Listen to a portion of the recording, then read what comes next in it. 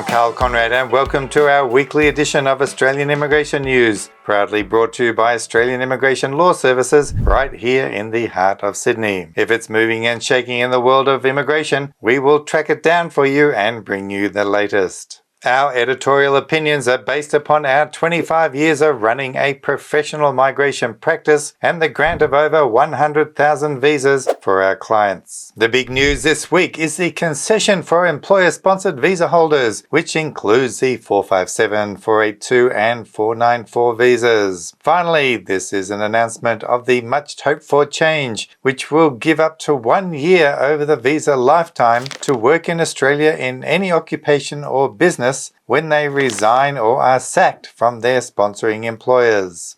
Visa holders will be allowed to have 6 months in one go to work where they wish between finding a new sponsor. Importantly, when you find a new potential sponsor, they can test you out for a while because no work restrictions are imposed. After 6 months though, you will need permission, which means a new nomination must be approved for the business. These new rules will begin next weekend, the 1st of July, and we will provide more information as it comes out. This is a considerate and thoughtful rule change from the department. Now all they have to do is the same for international students over 35 who just want access to the 485 visa they were promised at the beginning of their courses. Not really too much to ask, is it? Last week we discussed the Grattan Institute's proposal to have the regional skill visas scrapped and a new points test plan to effectively decimate regional education providers. Their plan as far as migration was concerned is that regional Australia can fend for itself. Fortunately, this week the Immigration Department has given a clear signal that none of this is likely to happen. Yesterday they released a discussion paper called Supporting Strong and Sustainable Regions, a review of the regional migration settings. This paper is for everyone to read and to give feedback on. The closing date to send in your feedback is the 26th of July. We'll leave a link in the description of this video, so please take a read for yourself. The publication follows the migration strategy outlines to evaluate regional migration settings and the Working Holiday Maker program. It is crucial to note that this paper discusses building on the government's existing work to ensure that migration delivers for regional Australia. The main takeaways from the report are the following. Tripling the number of permanent places available for regional migration. And yes, you heard that right, it's tripling. Extending and simplifying designated area migration agreements, known as DAMAs, to help meet regional workforce needs. Designating regional visa processing as the highest priority so businesses can quickly meet their skill needs. Working with states and territories to plan migration over the long term. Expanding and improving the Pacific Australia Labour Mobility Scheme, facilitating working holiday makers to support local economies and regional Australia's workforce needs. It will be interesting to observe how exactly tripling PR quota for regional migration can be achieved without dramatically increasing overall planning levels. DAMAs too have been underutilised simply because of their complexity. Giving priority to regional-based visas has long been promised and then just seems to be forgotten about. With regard to working holiday makers, unless they are forced to work in regional areas as an avenue to obtain their next visa, most will gravitate happily and stay in East Coast cities. But of course, we will make our own submission on these issues, and I encourage all of you, especially those who are already living and working or studying in regional Australia, write in and give your experience and thoughts on how migration planning can be used to make your local areas prosper. The big question is, of course, is this paper just a PR exercise, or is there a real determination in the Labor Party to make migration work effectively and spread wealth evenly throughout regional communities? Now, speaking of migration planning, our special guest tonight is Professor Peter McDonald from the University of Melbourne and the Australian National University. He is Australia's leading expert in demography and how migration patterns have shaped this country.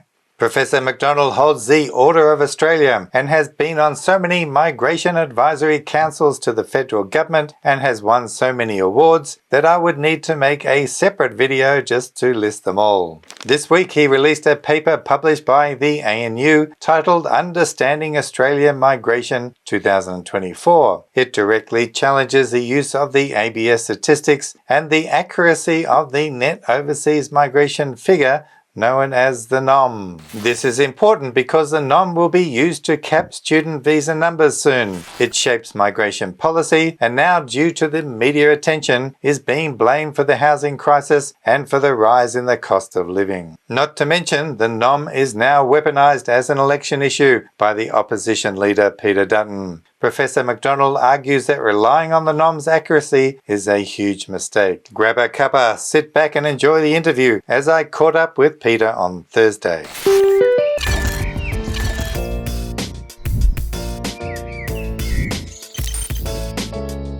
Nice to meet you and thanks for agreeing to come on the show today. That's right, yeah.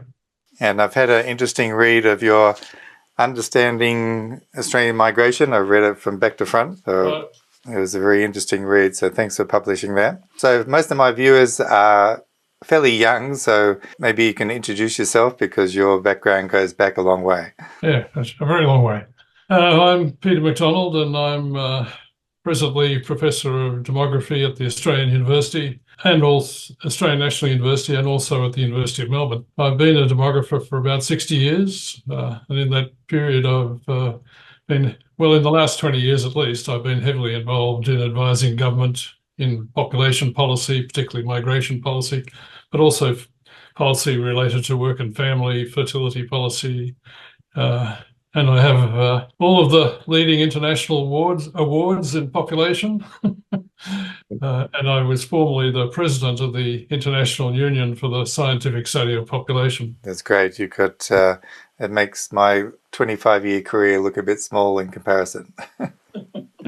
So I appreciate your time today. We'll just go through, got a whole lot of questions, of course, but the first one, I guess, you mentioned in your report about the term permanently temporary and how this is a bit of a myth. Would you like to just sort of explain that for our viewers? Yeah, so I don't know quite where it came from, but it's been around for a long time, the notion that that people who come to Australia on a temporary basis actually never leave and are here permanently. Of course, that's true for some of them that move on to permanent residence, but only a small proportion. And the myth was the report that was done, the Parkinson Review, the report that was done for government on the migration program, reform of migration, emphasised this myth in various ways, even absurdly saying that the Australian economy was dependent upon temporary migrants. So that's a ridiculous statement. If you look at the actual data, there are very, very few temporary migrants who are still temporary migrants after 10 years, and after 5 years also not very many. And those that are temporary migrants after 5 years are people on graduate visas. That's the main visa, that they're here for more than 5 years. And that's a government policy, to enable people to stay longer than 5 years. But permanently temporary is a complete myth. But it's important because that myth, I think, led to this review saying that we should base Australian migration policy on the net migration number, not on the permanent program. And I think that would be chaotic. Yeah, because it gives the public the idea that all the people on graduate visas, the 482 working visas, that they're somehow here permanently and going to stay permanently, which, as you mentioned, isn't supported by the facts, is it? Yes, that's right. Yeah. So, I believe that so long as temporary migrants remain temporary, and this government has been implementing all kinds of policies to prevent visa hopping on shore, people moving from one visa to another. And so long as you do that, I don't think there's a problem with temporary migration. You mentioned also about the ABS figures and the quarterly statistics that come out and how these figures can be misleading when you're talking about the NOM. Yes, well, the ABS figures are preliminary when they first appear. To count into the Australian population the way the ABS definition works, you have to spend 12 out of the next 16 months in Australia. And in other words, you have to wait for 16 months to see whether that actually happens. But the ABS decides on day one, the day you arrive, whether you're going to stay for 16 months. And they use an equation to do that. It's clear that, at least for the most recent year, 22-23, that equation wasn't working very well at all. And the preliminary estimates were very wrong. If you add up the preliminary estimates made for each quarter in the 2022-23 financial year, the number was 60,000 less than the most recent number they've published for that period, for the same period. 60,000 is a big, big number. It is indeed. And when I was looking at the NOM figures, I noticed there was a spike even during semester breaks like July and the end of the year. It seems to also count students going backwards and forwards on their student visa. Yeah, that's right. A lot of students leave the country in the long break and in the middle of the year, and so the numbers drop off. So if you're wanting to analyse student numbers in Australia, it's better to use March and September, not June and December. And that's true of other visa types as well, including the temporary skilled visa. In relation to the NOM and targeting international students in general to bring the NOM down, what's the real danger do you see in that sort of policy? The government's already taken a large number of measures to reduce the number of international students arriving in Australia. They've got a genuine student test. They've increased the English requirement. They've increased the amount of money that you have to have, and many more changes. Cracking down on shonky colleges, which of course you've got to do, but also cracking down on visa hopping as well. And so they've already taken a lot of actions, and those actions have had their effect. Between September 2023, and remember September and March are the times that you can use, September 2023 and March 2024, the number of the addition to the number of students in the country was 7,000. That doesn't seem to me to be out of control. No. The number in the same period, the number of working holiday makers increased by 39,000. The number of bridging visas increased by 90,000. Yet it's the students that are being picked on as the one that we're going to hit in order to try and deal with net overseas migration. What's happening is that there's a kind of panic in the election year about the level of net overseas migration, and it's being used in political ways. That huge migration, which did occur, of course, in 2022-23, was due to the fact that the border had been closed for 2.5 years. And a lot of people came in that year who had wanted to come in the previous 2.5 years, and also in that year as well. So we had a huge arrivals cohort in 1 year, but it was a one-off. It's not going to happen again. And at the same time, we had a fall in departures in that year as well because of visa hopping. In a big, big way. Why put caps on students? Well, because the students are by far the biggest movement, and you can't readily throw people out of the country who are on a valid visa, so you can't manipulate departures all that much, although you can promote departures by stopping visa hopping. And the numbers in the other categories are smaller, so if you feel that you've got to have control over the net migration, you're going to control student arrivals because that's the big number. But all the evidence is suggesting that there's no need to do that. And if you cap student visas, there's all kinds of difficulties one, I don't have a great deal of confidence in the government's capacity to do that properly.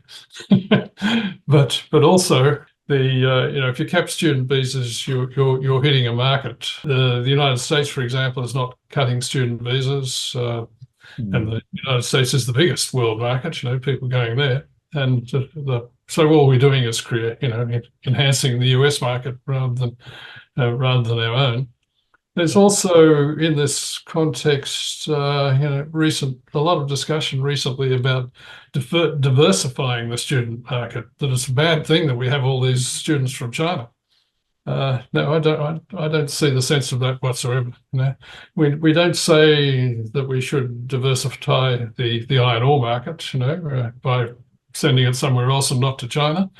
And we did have to diversify when China put embargoes on various Australian products, but we sure weren't trying to. We were sure welcomed the return of China to those markets. We weren't telling them to go away. So I don't. I think it's student markets are good for international relations as well, which is often forgotten.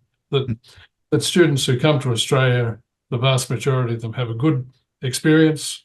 They go back often into very, very important positions, and some of my students former students are in very, very important positions internationally. And I think it's not in Australia's interest to be smashing the student arrivals. When I started in this industry, Australia couldn't even get its quota of migrants. They always struggled, and then John Howard's idea was to get more students and give them a pathway. So over the last 25 years, we've both seen this careful nurturing of the education industry, which has taken a long time to grow to what it is today. Yes. Yeah. Well, it's Australia has 9 of the top 100 universities in the world, and per head of population, that's the best in the world. The mainland China has 4. So you can understand why Chinese students want to come to Australia and why the Chinese government wants them to come here as well. It's not the time to be capping student visas. Yeah, absolutely. And it's not just about universities too. I mean, there's been a lot of quality, smaller education providers that have struggled hard and built up their businesses for so long. In some ways, they're getting hit the hardest by this sort of student visa refusal. Yes, I think that's probably right. Yes, that the private providers certainly will be hit more than the top 8 universities. And at the end of the day, it's the education department that's meant to regulate these providers and make sure they're doing the right thing. Yeah. And it's really an admission of failure on their part that we've still got dodgy providers. I mean, I was writing about this 15 years ago about dodgy providers, but we've still got it. And what have they done all this time? Yeah, I think that's exactly right. That we turn around and say, well, we've got to deal with dodgy providers, but that government department, the Department of Education, gave registration to those providers in the first place, which indicates that they just weren't scrutinised sufficiently. Yeah, exactly. Now, in relation to the 485 visa, you promoted that good idea that if people prove that they've got a job in their occupations, that they can get some sort of nominated for an extension of the 485. I think that's a pretty good idea. I'm hoping the government wouldn't make it too complicated, but I think that's a good alternative. Yeah, I don't think that's complicated. You might get the odd corrupt kind of person, but you get that with anything. So you have to live with that. But if a student has moved on to a graduate visa commensurate with the degree they've done, they're working for an employer, the employer likes them, and that they're on a 2-year visa, then let's keep them. Exactly. They're young, they're working in their occupation. You couldn't get a better migrant. The evidence with the temporary skill visa shows that the people who come here on a temporary skilled visa and then move on to permanent resident are by far the most successful of the permanent skilled program. Yeah, exactly. And in relation, are you aware of the age cap issue that's going on about 485 at the moment? And yes. Well, that's an example of the government making a bit of a mistake.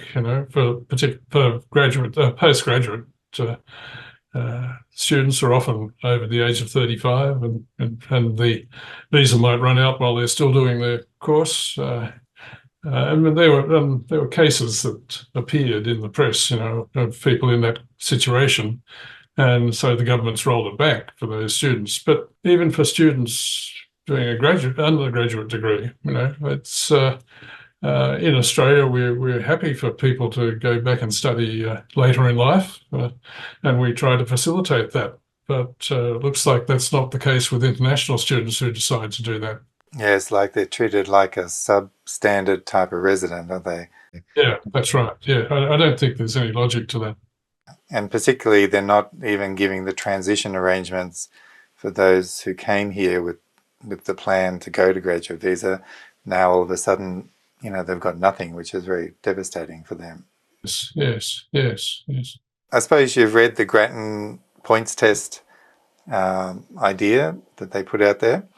And it was a big sort of blow to regional study and regional migration, I thought. Have you got any thoughts about that? I think Grattan kind of overemphasizes the salary side of things, that the best people are the people who are on the highest salary. And I don't think that's necessarily the case. And there are a lot of occupations, of course, that are like nurses and teachers who are heavily in demand, whose salaries are not so high. But I don't think the government will go in that direction anyway. So I think the government will, at least for a pretty large proportion of the permanent skill program, stick with an occupations list. So basically, we've got the permanent migration set now at 185,000 places, and now they're talking about you mentioned in the report that you want to focus on the NOM, and there is that danger that people get so fixated on the NOM that they may reduce this permanent 185,000. I mean, Peter Dutton's already talking about 140,000, which would be a disaster. So what do you think? Yeah, well, I think the evidence in favour of what you just said is Peter Dutton. that thinking about NOM, he thinks we need to reduce the permanent program. But 18 months ago, when Labor's first target was announced, 195,000 for the permanent program, Peter Dutton said that was too small. So it's taken him 18 months to change his mind. But I think it's all related to, as you say, the notion that if you focus on NOM and not on the permanent program, you'll start to be cutting the permanent program when you don't need to. But the key thing for Australian development is the permanent program, not the temporary program. The temporary program does provide workers particularly a temporary skill program, does provide workers for in important sectors, but for long-term development of Australia, it's the permanent program that's important. And a lot of the permanent program, remember, are partners. They're not actually the skilled migrant. They are the partners of the skilled migrant, or they're partners of Australian citizens, and we should be doing a bit more about that too, I think. I don't think government should have a role in restricting partner visas. Yes, well, the law says that they shouldn't. The Migration Act said that the government is not allowed to cap partner visas in the family stream. But they do through the...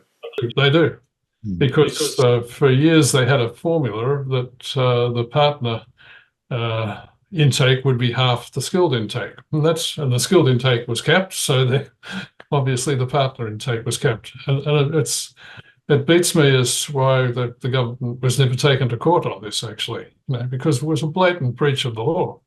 And I was on about this, banging on about this for every single year for 12 years. But the problem is with the planning levels, they say the moment you attack them about the number of partner visas waiting, they say, oh, but we met our planning level perfectly last financial year. But really the planning level is not keeping up with the partner visa. The planning level is a cap. Yeah. And the law says it shall not be capped. Maybe that's something I need to push along more in my generation. Yeah. I actually spoke to the government during COVID and said, here's your chance to get the pipeline of partner visas down, and that because you won't be able to get people coming into crossing the border, and there is a very large number of partners in Australia waiting for their permanent resident visa, give them a permanent resident visa, and they did that, to their credit. That's the former government. And the numbers of partner visas issued were doubled over the COVID years, and that reduced the pipeline very significantly. And my argument was, once you get the pipeline down, then you can apply the law. Yes, it's hopefully they will be. Mm-hmm. All right, Peter. So I think that's really covered a lot of things, for a relatively short. I really appreciate all the work you've done over the years. I'm an old Melbourne University graduate myself, and I really respect the sort of work that you do and appreciate your time today. Okay, thanks, Karl. No worries, mate. Take care. Yeah, bye. Bye-bye.